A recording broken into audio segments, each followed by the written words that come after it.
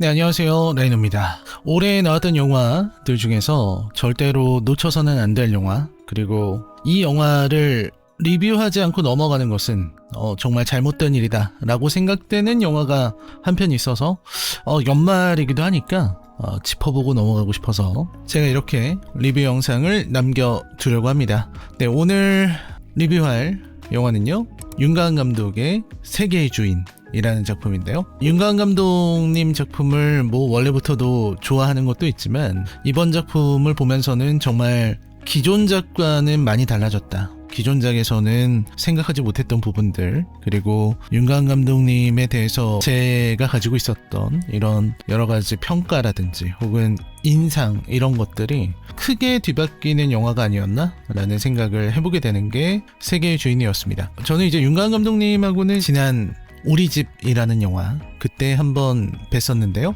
그때 이제 배우들이랑 다 같이 영화를 봤던 기억이 나는데, 그때 배웠던 윤가은 감독님, 그리고 그때 보여줬던 우리 집이라는 영화에서 가지고 있었던 그 섬세함과 그리고 영화를 만드는 방식, 이런 것들이 그때도 굉장히 인상적이었지만 지금의 세계의 주인에는 비할 수 없는 작품이다 라는 생각을 해봅니다. 세계의 주인을 리뷰할 때 스포일러를 하지 않고 리뷰하는 챌린지가 있었을 정도였죠. 지금은 좀 시간이 지났기 때문에 저는 스포일러가 있는 리뷰를 하려고 합니다. 그거를 미리 1차로 경고를 해두고요.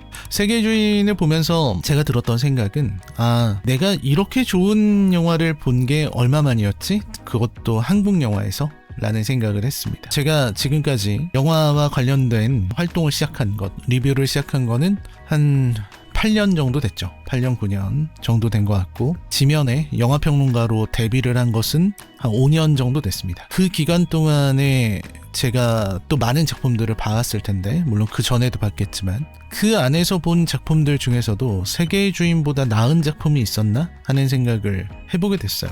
그러니까 저에게는 그 정도의 영화입니다. 제 짧은 이런 영화 평론 인생을 통틀어서 세계의 주인 같은 한국 영화를 본 것은 처음이다 라고 말씀드릴 수 있을 것 같아요. 이거는 독립예술영화를 한정짓지 않고 그냥 한국 영화 전체로 드리는 말씀입니다. 그 정도의 작품이기 때문에 제가 여러분께 드리고 싶은 말씀은, 지금도 늦지 않았을 거예요. 물론 이제 지금쯤이면 OTT로 나올 준비를 하고 있을지도 모르겠지만 지금이라도 시간을 내서 보세요. 그리고 영화관에 가서, 아직도 상영을 하고 있을지 모릅니다. 상영을 하고 있다면 찾아서 시간을 내서 예전에 영화를 보러 갈 때처럼 집 앞에 내가 좋아하는 시간에 영화를 하고 있지 않더라도 시간을 내서 보러 갈 만한 그런 작품입니다. 그러니까 나의 시간이 전혀 아깝지 않은, 그리고 이걸 보는 것만으로도 큰 의미가 있는 그런 작품이라고 저는 확신하고 있습니다. 올해 최고의 영화라고 생각하고, 아까 말씀드린 것처럼 제가 평론을 하겠다고 지면에 글을 쓴 이후로 본 영화들 중에 최고의 한국 영화였다, 이렇게 말씀드릴 수 있을 것 같네요. 그렇게 말씀드리고 리뷰를 시작하도록 하겠습니다. 여러분 잘 아시겠지만 제 리뷰에는 아주 치명적인 스포일러, 거의 영화 전체에 대해서 다 말을 하고 있는 수준이기 때문에 지금 영화를 보지 않으신 분들은 여기서 멈춰주시면 됩니다. 라이너가 이거 평점 엄청 많이 줄 건가 봐 이러고 그냥 가시면 돼요. 그리고 볼 계획이 없으신 분들도 혹시 나중을 위해서 저 조회수 안 나와도 되니까요, 그냥 여기서 멈추고 가시는 게 좋겠습니다. 왜냐면 나중에 보게 됐을 때 세계의 주인이란 영화가 뭔데 하면서 우연이라도 보게 됐을 때 제가 남긴 이 리뷰로 인해서 영화의 감상에 방해가 되지 않았으면 좋겠습니다. 자, 그러면 영화를 보신 분들만 따라오시는 걸로 하고 리뷰를 시작하겠습니다. 일단 주인이라는 인물이 눈에 가장 먼저 들어오죠. 처음에 영화를 시작할 때의 압도적인 스케일이 있기 때문에 초반에 이제 키스씬으로 시작하는데, 그것도 굉장히 뭐라고 할까요? 어떻게 보면 너무나도 사실적인 키스씬이라고 해야 되겠죠. 그러니까 한창 이제 성에 눈을 뜬 아이들이 할 법한 그런 키스씬이에요. 사실 고등학교에서 그렇게 빈 교실에서 키스를 한다는 것이 저에게는 굉장히 익숙하지 않지만 그런 일들이 있을 수 있죠. 그런데 그걸 그리는 이 윤가은 감독의 어떤 카메라의 위치, 그리고 깊이, 이런 것들이 되게 중요하다는 생각을 했어요. 키스씬을 낭만적으로 로맨틱하게 예쁘게 찍으려는 사람들은 많아요. 근데 그 키스씬을 있는 그대로 그리려고 하는 사람들은 잘 없을 거라고 생각합니다. 그리고 그 키스씬이 갖고 있는 함의를 표현하기 위해서 앞부분에 배치하는 치밀함을 보이는 감독도 저는 많지 않을 거라고 생각해요. 그래서 초반에 나오는 그 키스씬이 저에게는 주인이라고 하는 캐릭터, 그리고 이 영화가 가지고 있는 주제의식을 전달하는 건 물론이고, 그걸 넘어서서 윤가은 감독의 어떤 선언 같은 거라고 생각했어요. 그동안에 우리가 윤가은 감독을 생각하면 아무래도 우리 집이나 우리들 같은 작품을 생각하면서 어린아이에 대한 이야기를 많이 했었어요. 한국의 고레에다 히로카즈라는, 지금 생각해보면 도대체 누가 그런 소리를 했지 싶을 정도의 별명을 남기긴 했습니다.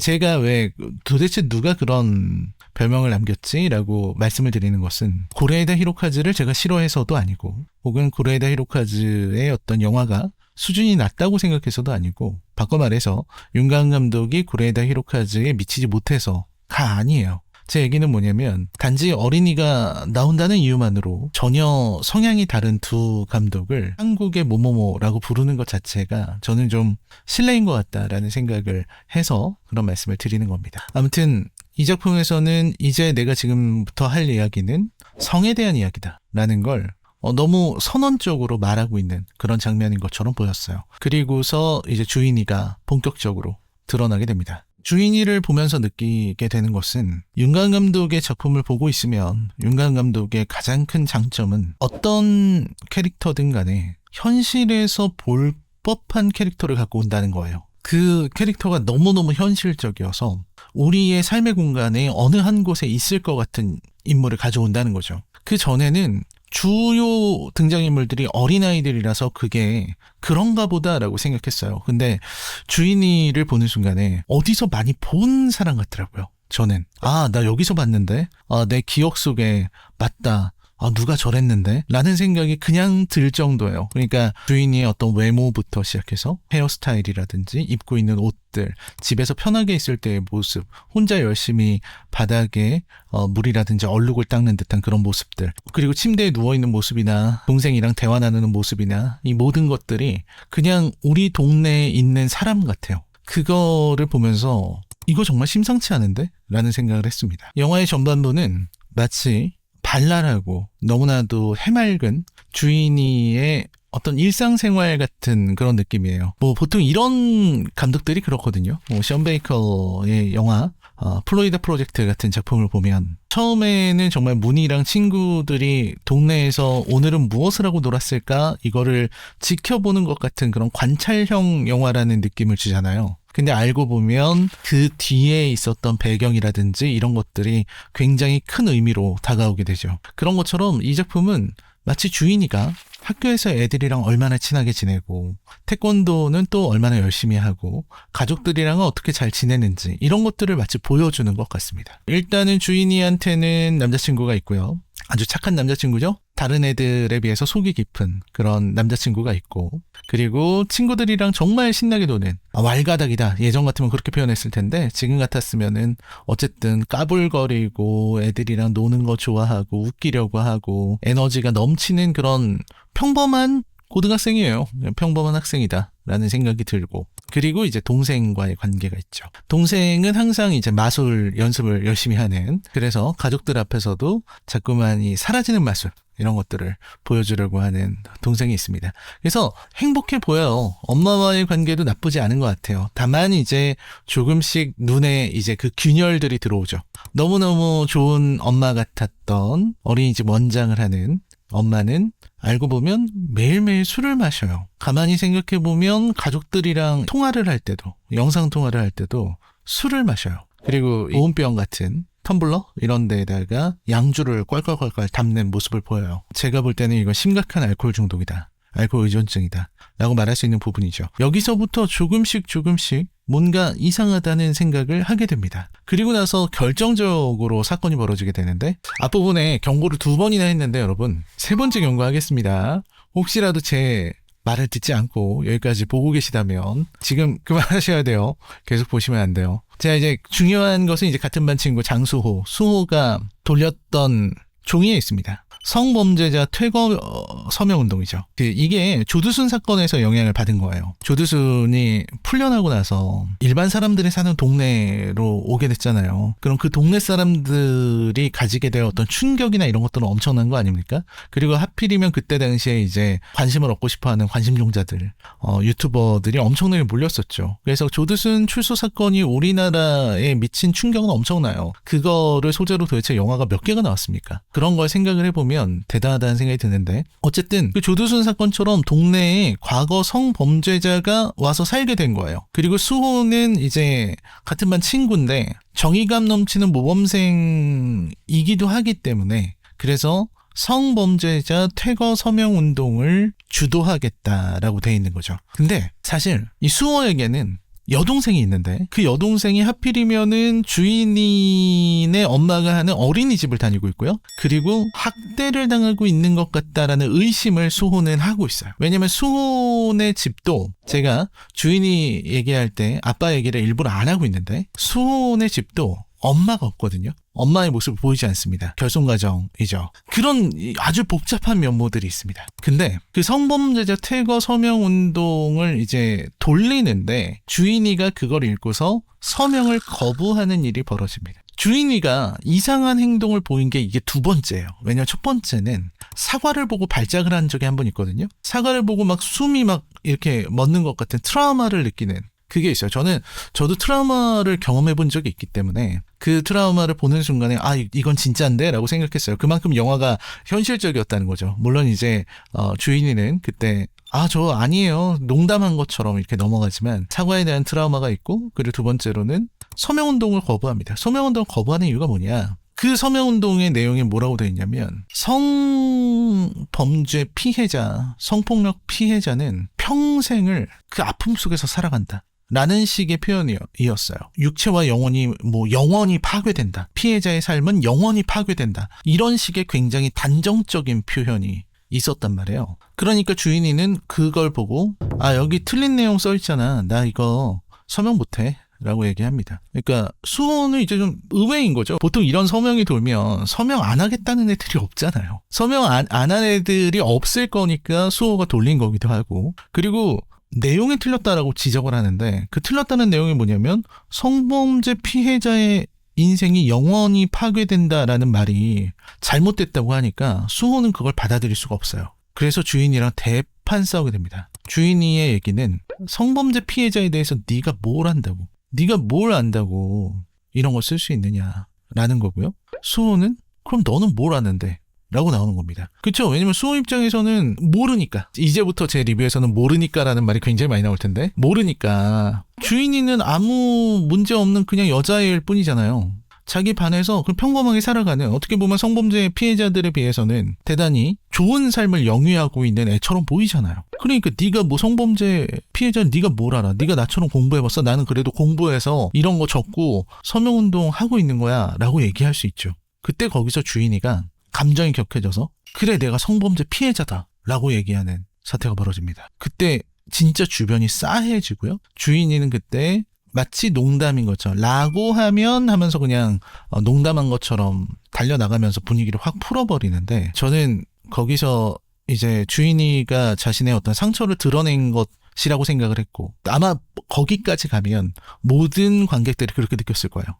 주인이가 뭐가 있구나. 그리고 저렇게 대응이 나오는 걸 보면 주인이는 이런 비슷한 상황을 많이 겪어봤구나 라는 생각을 하게 됩니다. 그렇습니다. 그리고 영화를 보신 분들이니까 다 아시겠지만 이 서명운동은 결국 식당에서도 문제가 되게 되죠. 점심 먹는 시간에 수호가 한 번 더 서명을 받으러 오게 되죠. 거기서도 이제 문제가 커지게 되는데, 여기서는 이제 서로 가족을 건드리면서 혹은 서로 선을 넘으면서 싸우기 때문에 문제가 돼요. 수호가 처음에는 자기가 그 내용 고쳐왔어 라고 하면서 고쳐진 거를 보여주고 사인해달라고 하는데, 마침 그때 다른 반에서 모아온 걸 친구가 주게 되고, 그거 보니까 내용 그대로거든요.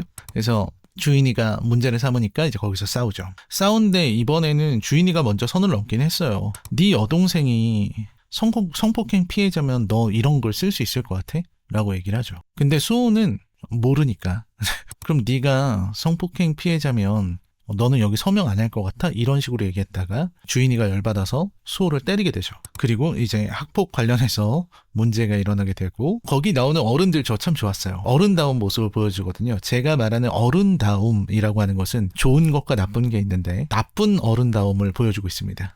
이게 뭐 큰 문제라고 이건 걸 뭘 또 포기까지 열고 이러면 아니지 막 이렇게 얘기하는 그런 게 있잖아요. 그런 게 이제 어른들의 문제를 회피하려는 능력이죠. 문제를 만들고 싶어 하지 않는 능력. 그런 건데 어쨌든 여기서는 주인이가 때렸고 학폭위를 열기를 원치 않았고 수호의 입장에서 수호는 주인이가 사인해주면 저 그냥 넘어갈게요 라고 얘기를 했고 주인이가 사인만 하면 되는 상황이에요. 여기에서 이제 저는 주인이가 사인하지 않기를 원했어요. 사실은 물론 그렇게 되면 주인이는 정말 고달파질 것이기 때문에 어쩔 수 없이 써야 되지만 거기에 사인하는 서명하는 것 자체가 주인이한테 너무 고통스러운 일일 거라고 생각을 해서 그랬는데요. 거기서 주인이가 정말로 고백을 하게 됩니다. 자기가 성폭력 피해자라고. 그래서 너 앞으로는 잘 알지도 못하면서 이런 얘기 쓰지 말라고. 내 인생이 완전히 망가졌니? 라고 물어보죠. 여기서 저도 충격을 많이 받았어요. 인생이 완전히 망가지지 않죠. 성폭력 피해자라고 하더라도 인생이 망가지지 않습니다. 여기에서 저는 윤가은 감독이 무슨 얘기를 하려고 하는지를 대충 저의 방식으로 해석을 했던 것 같아요. 그게 뭐냐면 선의를 가장하고 있는 폭력에 대해서 얘기하고 있는 것이죠. 수호의 행동은 사람들이 일반적으로 봤을 때 언뜻 겉으로만 봤을 때는 되게 정의롭고 좋은 행동입니다. 그러니까 성폭력 피해자들을 걱정하고 그리고 성범죄자가 이 동네에 살면 안 되는 거 아니냐라고 하는 지극히 당연한 이야기를 갖고 있어요. 근데 그 안에 적어놓은 그 글귀가 피해자들의 피해를 강조하기 위한 그 글귀가 역으로 폭력이 될 수 있다는 것을 수호는 모르고 있었어요. 그래서 성폭력 피해자들이 없어져야 된다. 그리고 이런 성범죄가 없어져야 된다라고 하는 그 선의의 이름으로 진짜 성폭력 피해자인 주인이에게는 폭력을 가하고 있었던 겁니다. 이게 우리가 잘 생각하지 않고 잘 신경 쓰지 않고 넘어가는 부분이기는 한데 피해자다움을 강조하는 거 있죠. 이상적인 피해자. 정말 피해자는 이래야 돼 라고 생각하는 우리 마음속에 있는 그런 피해자다움. 그거를 생각하는 순간 사실 이거는 폭력이 돼버린다고요.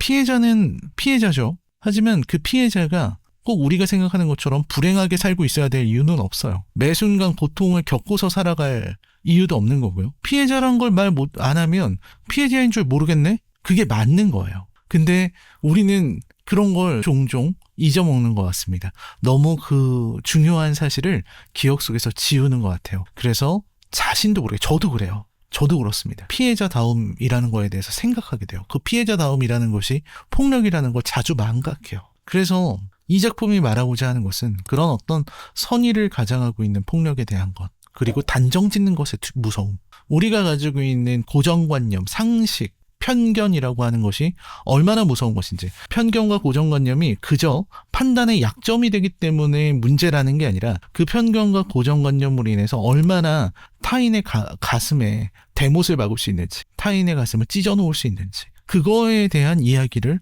하고 있는 거였어요. 그래서 일단 그 부분을 보면서 가슴이 먹먹해지고, 그리고 주인이라고 하는 인물을 다루는 방식이 저는 너무 멋졌다고 생각을 합니다. 결국 이 이야기는 주인이는 서명을 했고 이제 주인이는 전교생에게 성범죄 피해자, 성폭력 피해자라는 사실이 알려지게 됩니다. 그렇게 해놓고서 정말 저는 그게 너무 싫었어요. 비참한 상황이 벌어질 거라는 걸 뻔히 알고 있으면서도 저도 그 생각을 했어요. 주인이가 말을 안 했으면 더 좋았을 텐데 조금만 참지. 근데 뭐 말을 안 해야 되나? 이거는 사실 판단하기가 어려운 거죠. 저는 안 했으면 좋았다라는 생각인데 또 뭐 어때 내 삶인데 라고 말할 수도 있는 거예요. 그건 존중해 줘야 됩니다. 그런 판단과 이런 것들은. 근데 어쨌든 그런 사실을 밝히게 되면 이제 모르는 사람들이 내뱉는 몇 마디의 말들이 비수가 돼서 나라를 박힌다고요, 가슴에. 근데 그런 일들이 이제 벌어지죠. 근데 여기에서도 윤가은 감독은 굉장히 냉정하게, 저는 윤가은 감독님 정말 냉정한 사람이라고 생각하는데 정말 냉정하게 이 상황을 보고 있어요. 아주 친한 친구들조차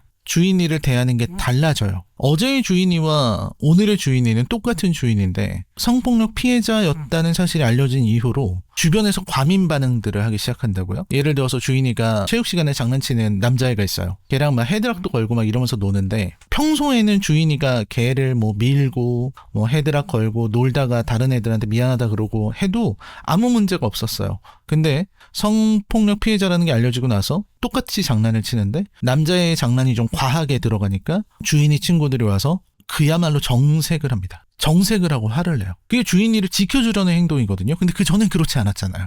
그러니까 이 변화, 이 작은 변화들이 사람을 얼마나 불편하게 만드는지 이런 것들을 보여줘요. 제가 세계의 주인으로 GV를 했을 때 질문이 나오잖아요. 그 중에서 흔하게 나오는 질문이라고 저는 생각하는데 그게 뭐냐면 이 작품은 왜 재판 과정이 한 번밖에 나오지 않느냐라는 거예요. 영화를 보신 분들이니까 다 아시겠지만 이 영화에서는 미도가 재판받는 장면이 한 번 나오죠. 그러니까 재판을 받는 건 아니고 이제 증인으로 나간 거죠. 근데 이 작품에 그렇잖아요. 주인이가 미도가 있는 봉사활동 모임을 나가죠. 이 봉사활동 모임이 처음에 봤을 때는 정말 좋은 곳, 정말 즐겁고 모두가 재밌게 지내는 그런 어떤 화기애애한 공간으로 보여요. 근데 그게 한번 변모합니다. 언제 변모하냐면 주인이가 처음으로 남자친구를 데려왔을 때. 주인이가 처음으로 남자친구를 데려왔을 때는 뭘 느끼게 되냐면 이 집단이 화기애애한 그런 친목 집단, 봉사활동 집단으로 보였던 이 조직이 얼마나 폐쇄적인 집단인지가 드러나요. 극단적으로 폐쇄적인, 그리고 자신들이 알지 못하는 남성이 이 집단의 근처에 왔을 때 얼마나 예민해지는지, 그리고 상처를 입은 사람들이 어떻게 반응하는지. 그러니까 저는 미도라고 하는 인물이 그렇게 막 강하게 나오는 것이 오히려 더 약하기 때문이라는 생각을 했고, 그리고 그게 이제 증인대에서 정말 무력하게 눈물만 흘리고 있는 미도의 모습으로 나왔다는 생각이 들었어요. 그러니까 그 집단 자체가 성범죄 피해자들의 모임이고 그런 성범죄 피해자들이 서로가 서로를 응원하기 위해서 그렇게 모여 있잖아요. 실제로도 현실에서도 그런 일들이 많이 있다고요. 그래서 그런 부분에서 재판 과정이 정말 변호사의 말 같지도 않은 소리들로 인해서 되게 아프게 흘러가는 걸 보게 되는데, 그러한 재판 과정이 왜 한 번밖에 나오지 않았나요? 라는 질문에 대해서, 물론 이런 질문은 윤가은 감독님이 받아야 될 질문인 것 같지만 제가 가지고 있는 생각을 공유하는 게 목적이니까요. 제가 가지고 있는 생각은 수없이 많은 재판대에 섰다는 겁니다. 주인이는 자기가 성폭력 피해자라는 걸 알리고 나서 거기 나오는 모든 학생들의 입 위에 오르내려요. 그리고 그 아이들의 시선과 그 아이들의 상식이라고 하는 것에 의해서 가혹한 재판을 당합니다. 가장 친한 친구들조차 상식과 편견으로 말을 하잖아요. 그게 어떻게 보면 그 나이대 애들로서는 충분히 할 수 있는 얘기들이에요. 그래서 그게 더 슬픈 거예요. 걔네 말이 틀렸다, 너네는 악마다, 너네는 괴물이다, 이렇게 말할 수가 없다고요. 왜냐면 그 친구들은 그냥 자기들의 상식으로, 자기들이 가지고 있는 그 일천한 상상력으로 성폭력 피해에 대해서 생각을 하니까, 애들이다 보니까 아는 것도 적을 테고, 그러다 보니까 이제 말을 하는 거죠. 그것도 어떤 트라우마 아니야? 라는 거. 어렸을 때 그렇게 성범죄 당한 애들은 이렇다던데? 라는 거. 그런 편견, 그런 고정관념, 이게 상대에게 상처를 주는 것이죠. 원래 이 차별이라든지 편견이라든지 폭력이라고 하는 것은 어떤 대상을 카테고리화하고 그 카테고리화해서 얘기를 하면 그때부터는 이 차별이 되고 혐오가 되는 거잖아요. 근데 그 과정을 윤가은 감독은 정말로 냉철하게 그렸다. 그래서 그런 부분에서 저는 참 많은 생각을 하게 됐던 것 같습니다. 그리고 가장 압도된 장면, 이 영화의 하이라이트는 세차장 씬이죠. 세차장 씬만큼 사람을 아프게 만드는 씬도 없죠. 세차를 하러 가요. 엄마 차를 타고 들어가서 세차를 하고 그 안에서 이 자동 세차기가 돌아가는 그 짧은 시간 동안에 주인이가 옵니다. 울고불고 비명을 지르고, 그리고 엄마한테 그동안 맺혔던 거, 그동안 엄마한테 하지 못했던 거, 그동안 상처를 굳이 드러내지 않고 있었던 거를 그날은 쏟아내요. 엄마가 내 말을 믿어줬어야지. 그 새끼가 나한테 그러는데 엄마가 어떻게 그럴 수 있냐고 얘기를 하죠. 다른 애들만 보살피지 말고 나를 보살펴줬어야지 하고 눈물을 흘려요. 울고불고 난리가 나요. 그리고 엄마는 그걸 가만히 다 들어요. 그러니까 엄마가 배가 아픈 것도 이해는 해요. 얼마나 힘들었을까. 그러니까 이게 뭐냐면 주인이가 너무너무 아파하고 너무너무 괴로워하는데 엄마를 원망하고, 근데 그 원망을 듣고 있는 엄마의 마음은 또 어땠을까, 이런 생각을 할 수밖에 없죠. 그리고 엄마가 주인이한테 하는 것은 휴지를 건네주는 거, 한 바퀴 더 돌까? 이렇게 얘기하는 거, 그겁니다. 그 장면이 감정이 너무나도 깊기 때문에, 그리고 주인이가 너무너무 안타깝고 하기 때문에 참 말하기가 어려운 장면이기도 한데, 근데 그 장면을 보면서 제가 너무나도 감탄을 했던 것은, 보통은 그런 장면이라면 오는 장면에 감정을 넣기 위해서 음악을 넣는 경우가 많아요. 슬픈 음악을 이렇게 깔죠. 하지만 그런 음악을 깐다는 것 자체가 사실은 감독이 영화에 개입하는 것이고, 그리고 영화에 개입하면서 나의 감정을 관객들에게 강요하는 행위가 돼요. 그래서 그런 것들을 극도로 하지 않는 감독들이 작가주의 감독들 중에는 되게 많은데 윤가은 감독도 이번 작품에서는 거의 대부분 음악을 사용하지 않고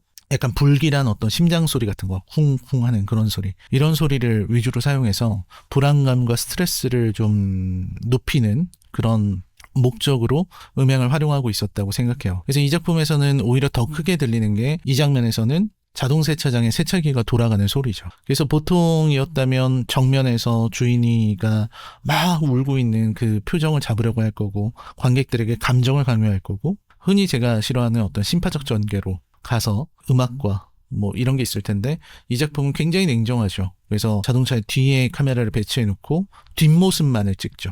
얼굴을 굳이 보여주지 않는 것은 이 장면이 원하는 것이 주인이의 아픔이나 주인이의 절규에 동조해 달라는 게 아니라는 거예요.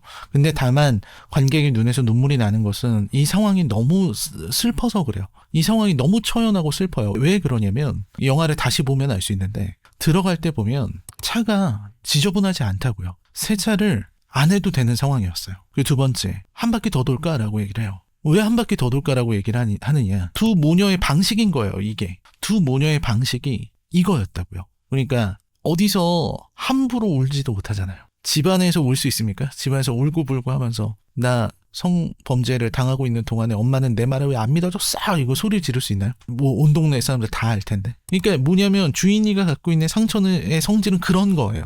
너무너무 아프고 정말 아프다고 울고 싶은데 그 소리가 무서워서 그게 어디 다른 데 알려질까 무서워서 맘 놓고 소리 지르고 울지도 못해요. 동생도 있잖아요. 얘한테 올 수 있는 곳은 둘이 자동 세차장 안에 들어가 있을 때 그 소음으로부터 보호받고 있을 때 그 짧은 시간 그 정말 몇 분 되지도 않는 그 짧은 시간에만 펑펑 울고 마음껏 소리내서 울 수 있는 거예요. 그게 고통스럽죠. 그러니까 이 모녀는 때로 주인이가 울어야 될 때 주인이가 아프다고 소리쳐야 될 때 그렇게 둘이서 해왔던 거예요. 세차를 하면서. 그래서 참 그런 부분이 많이 눈물이 나고 또 이 작품의 주된 주제와도 연결돼 있어요. 저는 이 작품의 주된 주제는 우리가 겉으로 보이는 모습으로 혹은 겉으로 드러나 있는 것으로 무언가를 판단한다는 게 얼마나 잘못된 것인가. 그리고 겉으로는 멀쩡해 보이지만 속은 그렇지 않다는 거. 그거에 대한 이야기라고 생각해요. 세차장에 들어가요. 세차장에 들어가면 차의 겉면은 깨끗하게 닦이겠죠. 하지만 안에 있는 두 사람은 울고불고 있다고요. 이거는 닦이거나 지워지는 게 아닌 거예요. 그래서 그런 부분들. 그리고 이제 앞에 이렇게 딱 브레이크를 밟지 마세요라는 글자가 있는데 거기서도 참 많은 생각을 하고 정말 이 작품이 대단하다라는 생각을 많이 했습니다. 브레이크를 밟지 말라는 말이 뭐 여러 의미로 해석될 수 있겠지만 저는 브레이크를 밟아서 멈출 수가 없는 게 인생인데 아무리 이런 일이 있어도 삶은 그냥 흘러가는 것인데 라는 생각을 많이 했습니다. 그리고 이 작품에서 제가 아까 얘기한 겉과 속에 대한 이야기 그리고 상처에 대한 이야기. 이 작품은요. 뭘 닦는 장면이 그렇게 많이 나와요. 얼룩을 닦기도 하고요. 물 쏟은 걸 이렇게 닦기도 하고요. 그리고 엄마가 토한 거 이렇게 닦기도 하고 그래요. 닦으면 지워지는 거지만 이 작품은 그거에 대한 대조로서 태권도장에 있는 불에 그을린 자국, 그 불에 그을린 자국에 대한 표현을 하나 집어넣었어요. 그게 뭐냐면 미도가 저지른 일이죠.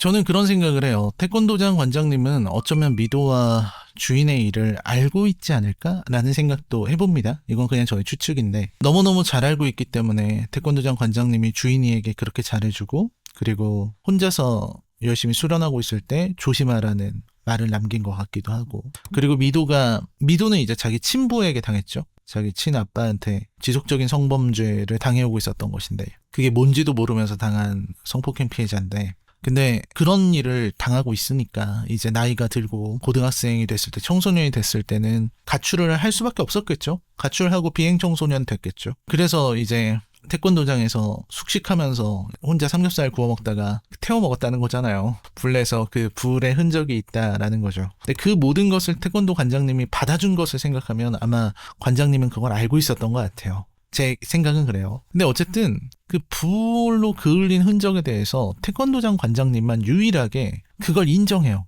그래서 그 부분은 페인트 칠하지 말라 그러죠. 남들은 그것부터 지워, 그것부터 숨겨, 거기부터 페인트 칠하라고 이렇게 말할 건데 잘못이나 아픔이나 과거의 흔적들을 어떻게든 덮고 지우려고 할 건데 이 작품은 그걸 말하고자 하는 거죠. 그 겉으로 그거 지운다고 그게 지워집니까? 그렇잖아요. 그거 지운다고 그게 없는 일이 돼요? 그러지 않죠. 그러니까 오히려 태권도장 관장님은 그거를 인정하자. 우리가 아픔이나 흉터가 있다면 그 흉터와 같이 살아가는 것이다. 라고 하는 얘기를 굉장히 우아하게 윤관식의 어떤 표현으로 얘기를 했다라는 생각을 했어요. 그래서 그런 장면도 너무 좋았고, 뭐 이 영화가 좋은 게 너무 많기 때문에 제가 이걸 일일이 다 설명하려면 너무너무 길긴 한데, 저는 어쨌든 미도도 되게 좋았어요. 그러니까 고민 씨 참 훌륭하다, 참 좋은 배우다라는 생각을 수시로 많이 했었고, 사실 이 미도라는 캐릭터가 좀 아무래도 앞으로 좀 나서는 그런 캐릭터인데, 그 미도의 캐릭터를 완벽하게 연기하는 모습을 보고서 참 놀랍다 이런 생각을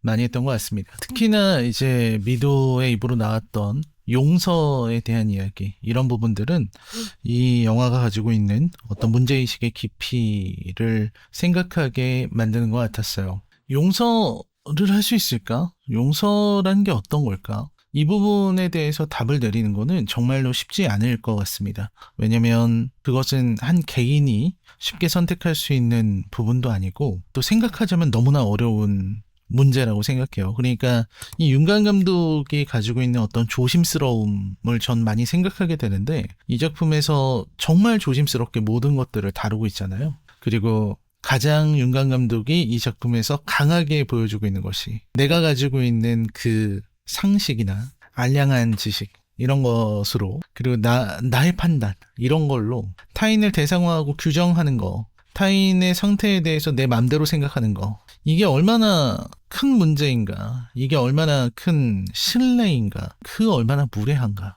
이런 것들을 잘 보여주고 있는 작품이기도 하기 때문에, 그래서 저는 용서라는 말은 더더욱 어렵게 느껴진다 라는 말씀을 좀 드리고 싶습니다.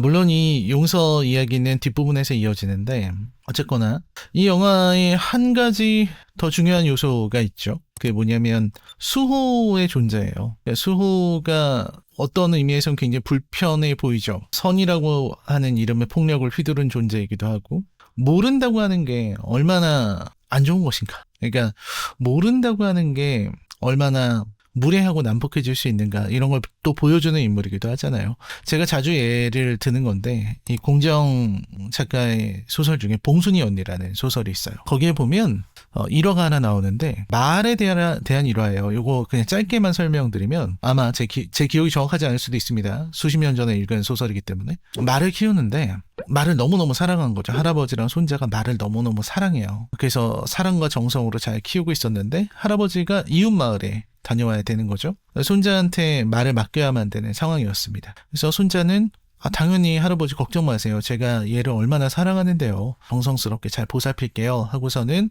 할아버지가 이제 다른 데 갔다 온 거죠. 근데 다녀와 보니까 말은 죽어있고 손자는 거기서 울고 있었다라는 겁니다. 그래서 무슨 일이 있었니? 어떻게 된 일이니? 라고 물어보니까 이제 할아버지가 가고 나서 말이 굉장히 열이 많이 나고 열이 펄펄 끓고 막 땀을 흘리고 굉장히 힘들어하고 목말라하고 그랬대요. 그래서 손자는 말을 너무 사랑하니까 옆에서 지극정성으로 보살피고, 말이 너무 목말라니까 물도 갖다 주고 땀도 닦아주고 하면서 밤새도록 옆에서 말을 보살핀 거죠. 그런데 끝내 죽었다. 그 얘기를 듣고서 할아버지가 이렇게 얘기를 합니다. 방금 그 증상이 감기에 걸린 증상인데, 말은 감기에 걸렸을 때 물을 먹으면 죽는답니다. 그래서 손자는 당연히 몰랐다고 하죠. 할아버지 전 그런 걸 몰랐다고요. 그때 할아버지가 얘기를 해요. 사랑을 하려면 사랑을 하는 방법을 알아야 돼 라고 얘기합니다. 그래서 저도 그 생각을 해요. 수호는 좋은 마음으로, 너무너무 좋은 마음으로 성범죄 피해자들을 도우려는 마음도 있었을 것이고, 뭐 여러 가지 생각이 있었을 거 아닙니까? 하지만 그 마음만으로는 아무것도 이룰 수 없다. 이런 것들을 너무 잘 표현한 작품이기도 하고요. 또 한편으로는 수호의 여동생, 그 여동생이 여기 꼬집힌 자국이 있죠. 근데 수호는 그게 너무 나도 신경이 쓰여요. 자기 여동생이 어린이집만 갔다 오면은 어디 이렇게 다친단 말이에요. 누가 분명히 꼬집었어요, 여기를. 그리고 그거를 학대라고 규정하고. 그때 수호가 묻는 말들이 굉장합니다. 이게 괜찮은 거예요? 어디까지가 괜찮은 거예요? 어디까지가 괜찮은 거고 어디까지가 넘어가도 되는 거예요? 그걸 좀 알려주세요 라고 얘기를 하는데, 수호의 그 말들이 되게 깊은 울림으로 다가왔어요. 그렇지, 어디까지가 괜찮은 건데 어디까지가 별게 아닌 건데 그걸 왜 너희가 판단하는데? 라는 말이잖아요. 결국 그걸 판단해야 되는 거는 문제를 제기하고 있는, 그리고 아파하는 여동생, 가족, 그들이거든요. 이게 문제라고 말할 수 있는 것은 그들이라는 걸 영화가 잘 표현해서 얘기해주고 있습니다. 그리고 우리는 끔찍한 걸 알게 되죠. 사실 그 여동생을 학대한 것이 주인이었다는 것을 폭로합니다. 주인이가 했던 행동을 그대로 여동생이 따라하죠. 그것도 주인이 엄마한테 이렇게 꼬집으면 안 아파? 이렇게 꼬집으면 안 아파? 아프면 아프다고 해야지 라고 얘기를 합니다. 그때 그 엄마가 수호 여동생을 이렇게 끌어안고서 아프다고 하는 부분에서 영화가 표현하려고 하는 것이 무엇인지 또 생각하게 만드는, 엄마가 그걸 숨기려고 했던 것도 이해가 되고, 그리고 그 여동생이 꼬집는 행위를 했을 때 엄마가 무슨 생각을 하고 있을까에 대한 것도 알게 되죠. 그리고 이게 수호에게 전달이 됐겠죠. 왜냐면 그 엄마가 아빠라고 얘기했을 때 이제 아마 결정했을 거라고 생각해요. 수호의 가족들에게 얘기를 해줘야 되겠다. 그리고 수호의 액션이 나오게 됩니다. 수호의 액션을 저는 용서라고 봤어요. 수호가 어떤 과정을 겪었는지 이 영화는 직접 보여주진 않아요. 하지만 수호는 아마 그 장면을 직접 봤거나 혹은 여동생의 얘기를 들었을 거예요. 그리고 주인이의 엄마, 어린이집 원장이라는 엄마는 아마 수호에게 혹은 수호의 아버지에게 사과를 했겠죠. 이제 문제는 그걸 알아낸 수호의 입장이에요. 수호는 어떻게 하고 싶었을까? 그런 일을 겪으면 어떻게 해야 될까? 이거를 문제를 삼아야 되나? 아니면은 가서 이주인 네가 나한테 받은 그 원한으로 내 여동생 괴롭힌 거지라고 얘기를 해야 되나? 여러 가지 생각을 하지 않았을까? 근데 수호는 그 상황을 받아들였어요. 그러니까 저는 그거를 주인이를 인정했다고 생각했어요. 그리고 주인이를 꼬집으면서 내 여동생이 너한테 이렇게 해달래, 한 번 더 할 거야 라고 얘기하는 부분에서 이제 어떤 주인이를 받아들인 것이라고 생각을 했어요. 그래서 그 부분이 어떤 이 영화가 말하고자 하는 용서이지 않았을까 라는 생각을 좀 해봤습니다. 앞에 말씀드린 것대로 너무나도 할 말이 많기 때문에 여기서 좀 정리를 하려고 하는데, 하나만 더 말씀드리자면 이 작품에서 제일 중요한 것은 바로 남동생의 문제라고 생각해요. 그러니까 주인이의 남동생이요. 그런 것 같아요. 남동생은 사라지는 마술을 해요. 처음부터 끝까지 사라지는 마술을 합니다. 사라지는 마술을 처음에 왜 할까? 그냥 마술을 좋아하는 어린인가 보다 라고 생각했는데, 뒤로 갈수록 얘가 왜 사라지는 마술을 하고 싶은지가 나오게 되죠. 중간에 저 혜인이에요 라고 편지를 쓰다가 찢고 사라지는 마술로 짠 합니다. 없어졌죠. 근데 이 영화는 되게 잔혹해요. 그 남동생의 아래로 카메라를 내립니다. 내려서 아래를 보니까 사라진 줄 알았던 그 종이 쪼가리들이 모두 바닥에 떨어져 있죠. 없어지지 않는다는 거예요. 아까 제가 말씀드렸던 얼룩을 닦는 거랑 같은 맥락이에요. 그런데도 이 아이는 계속해서 없애려고 해요. 여러분들의 모든 고민과 여러분들의 모든 걱정을 제가 다 없애버리겠습니다 라는 마술까지 해요. 하지만 없어지지 않는다는 것을 영화가 정말 잔인할 정도로 계속해서 표현하거든요. 그래서 저는 중간에 윤가은 감독님이 이렇게까지 냉정한 분이셨나? 라는 생각을 많이 했습니다. 없어지지 않죠. 상처가 어떻게 없어지겠어요? 압니다. 근데도 왜 그런 걸 넣었을까? 그때 이 영화가 처음으로 저에게 진심이라는 것에 대한 생각을 하게 만들었어요. 이 영화가 제가 탁월했다고 생각하는 또 하나의 지점인데, 처음부터 남동생이 침대 밑에 숨기고 있었던 것이 무엇이었을까? 그게 바로 감옥에서 보낸 삼촌의 편지였어요. 이 아이도 알아요. 그러니까 이 아이가 누나가 정확히 삼촌에게 무슨 일을 당했는지는 모를 거예요. 그럼 정확하게는 모르지 않을까요? 제가 너무 혜인이를 만만하게 보는 건지 모르겠는데 정확하게 모를 거라고 생각해요. 나이를 생각했을 때. 근데 삼촌이 누나를 너무너무 아프게 했고, 그래서 누나가 그것 때문에 너무너무 힘들어한다는 거를, 우리 집안의 이 모든 문제가 그 삼촌 때문이라는 거를 얘는 알고 있을 거예요. 그래서 혼자서 자기는 아빠를 만나러 다니기도 하고 하는 거였던 거예요. 굉장히 속이 깊은 아이죠.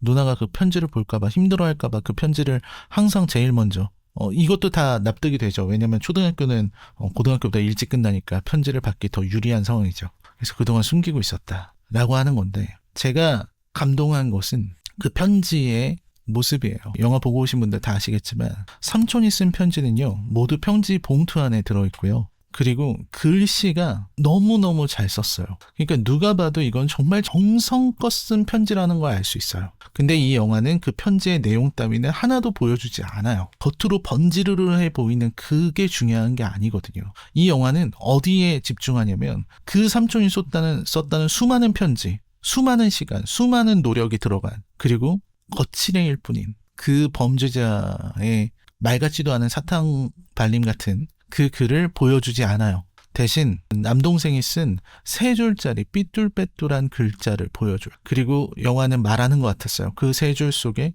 진심이다. 이게 진짜다라는 거죠. 그 내용이 뭐였냐 기억하시죠? 삼촌 저 혜인이에요. 우리 누나한테 편지 보내지 마세요. 저는 삼촌이 없어졌으면 좋겠어요. 이 어린아이에게서 나왔던 이 말이 진정성이란 이런 것이다 라고 보여주는 것 같아서 저는 그 부분에서 굉장히 많은 인상을 받고 그리고 또 감동하고 그랬습니다. 두 번째로는 응원에 대한 생각을 많이 하게 된 것 같아요. 이 작품에서 어떻게 보면 제일 이질적인 것이 편지예요. 그죠? 편지 내레이션이요. 익명의 편지를 받잖아요. 주인이가 익명의 편지를 받고 그 익명의 편지는 주인이를 의심하고 공격하고 도전하고 있어요. 그런데 마지막에 이제 내레이션이 여러 사람의 목소리로 나오게 되죠. 그건 뭐 당연하겠지만 그러한 성범죄 피해를 받고 있는 사람이 어디에나 있을 수도 있고 그리고 그것은 누구든지 될 수 있다는 걸 보여주는 감독님이 어떤 안 배웠을 것이다 라고 생각을 해요. 근데 그 편지에 담긴 게 뭐였을까? 그 편지에 담긴 건 위로거든요. 그거는 나도 너처럼 살 수 있을까? 나도 너처럼 진짜로 살 수 있을까? 라는 얘기를 하면서 용기를 내겠다라고 하는 것이 스스로 쓰는 사람도 위로를 받은 거지만 그 위로는 전달받은 사람도 위로를 받았을 거예요. 그거는 주인이에 대한 위로이기도 해요. 그래서 저는 위로라는 게 뭘까? 왜 이 작품 세계의 주인은 위로를 이런 식으로 표현을 했을까? 여러 가지로 생각을 해봤는데 결국 그런 것 같아요. 우리에겐 위로가 필요해요. 혜인이가 하는 마술 같은 위로가 필요해요. 혜인이가 하는 마술처럼 우리가 마술을 부려서 우리의 상처나 고통이 없어지기를 바라는 게 아니라 누가 봐도 상처가 있는데 누가 봐도 제가 아파하는데 근데 괜찮다고 웃으면서 얘기할 때 그냥 박수 쳐주는 위로. 뻔히 아픈 거 알지만 그래 괜찮구나 하고서 이렇게 어깨를 토닥여주는 그런 위로라고 생각했어요. 아니야 너 아프잖아. 마술하는 애한테 야 너 밑에 그거 다 떨어진 거 다 보여.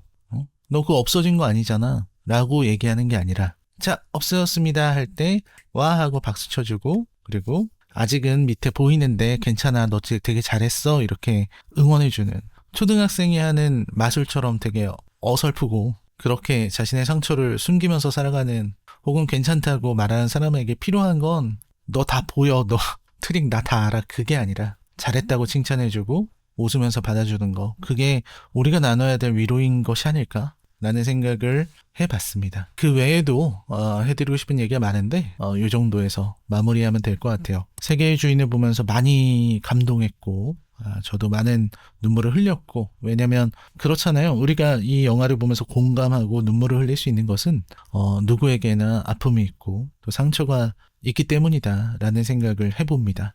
그리고 그거는 모두가 마찬가지일 것이다 라고 생각하고요. 이제 작품에 대해서 전반적인 얘기를 해야 될 것 같은데 저는 일단 되게 많이 놀랐어요. 왜냐면 우리 집 같은 영화에서 나왔던 아이들의 시선 그런 카메라의 아이 레벨이 완전히 바뀐 부분이라든지 어떤 성적 담론에 대한 이야기 성범죄 피해자를 그리면서도 이 성범죄 피해자도 당연히 뭐 성욕이 있는 존재고 성에 대한 궁금증과 트라우마 뭐 혹은 호기심 이런 것들이 있을 수밖에 없는 거니까 남자친구 사귀고 싶죠 당연히. 그건 그냥 당연한 건데 그 당연한 걸 당연하게 바라보지 못하는 어떤 우리들의 모습들을 비판하는 장면들이라든지 혹은 정말 탁월하다라고밖에 생각할 수 없는 촬영과 그리고 연출들 이런 걸 보면서 전 되게 많은 생각을 했어요. 세계의 주인을 내가 어떻게 평가를 해야 될까? 올해 본 영화들 중에서 저는 세계의 주인이 제일 좋았어요.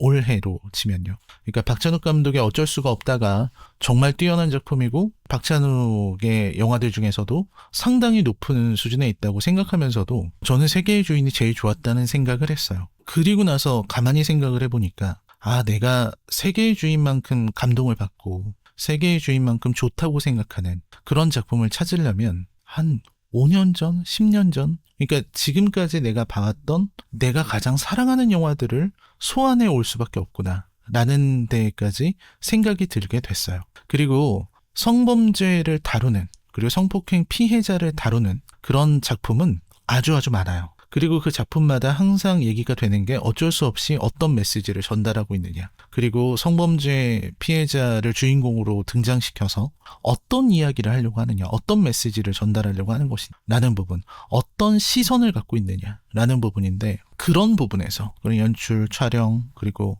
작가의 시선, 이런 부분에서 윤가은 감독의 세계의 주인은 완벽하다라고 생각을 했어요. 또 바꿔 말해서 이 작품이 갖고 있는 어떤 깊이, 주인이 한 명의 삶만 그리는 게 아니라 주인이의 삶을 둘러싼 많은 캐릭터들, 엄마의 이야기, 주인이라고 하는 캐릭터가 가지고 있는 입체적인 느낌들, 멍하니 강을 바라보다가 강에 떠밀려 내려온 쓰레기를 바라보게 되고 거기에 눈길이 머무르니까 그 쓰레기를 주우려고 내려가는 그 주인이의 모습, 이런 걸 상상하게 만드는 장면들, 세차장 장면에서의 압도적인, 전 세차장 장면은 앞으로 10년이 지나도 잊지 못할 장면이라고 생각합니다. 그래서 저는 이런 부분에서 이 작품보다 나은 작품을 대라고 하면 저는 쉽게 되지 못할 것 같아요. 그리고 어떤 의미에서 저는 영화 평론가로서 이 작품을 보면서 어떻게 보면 이거는 항복하는 걸 수도 있어요. 왜냐하면 저는 이 작품의 부족한 부분이라든지 혹은 제가 비판을 해야 되는 지점이라든지